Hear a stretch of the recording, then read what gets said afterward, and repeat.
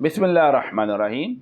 معدے کی وجہ سے ہر دوسرا انسان پریشان ہے، اور پریشان کیوں نہ ہو، کیونکہ ہماری خوراک ہی انتہائی ناقص ہے، ہماری روٹین خراب ہے، ہمارا اٹھنا بیٹھنا کھانا پینا سب کچھ خراب ہے، اور جو بھی ہم کھاتے ہیں وہ ظاہر ہے سب سے پہلے معدے میں جاتا ہے، اور اگر ہم معدے کے خلاف کوئی چیز کھائیں گے تو اس کا ریئیکٹ معدے پہ آئے گا۔ یہی وجہ ہے کہ قبض، گیس، بد ہضمی، یہ وہ چیزیں جن کو ہم لوگ نارمل سمجھتے ہیں، لیکن جب پانی سر سے گزر جاتا ہے تو پھر ہم اسے سیریس لیتے ہیں، پھر ہم ایلوپیتھی کی طرف جاتے ہیں، اینٹی بائیوٹک کھاتے ہیں تاکہ ہمارا معدہ درست ہو جائے۔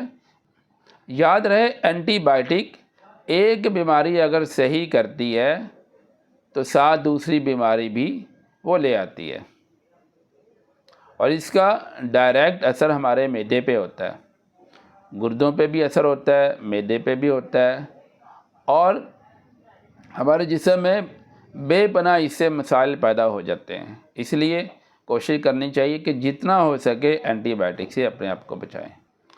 آج میں آپ کو ایک شیک بتاتا ہوں جس سے آپ کے معدے کے مسائل انشاءاللہ حل ہو جائیں گے۔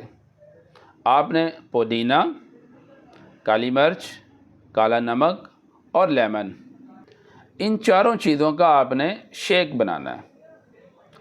پودینے کے چند پتے لے لیں، کالی مرچ کا تھوڑا سا پاؤڈر 3-4 چٹکیاں، کالا نمک 1-2 چٹکی، اور آدھا لیمن۔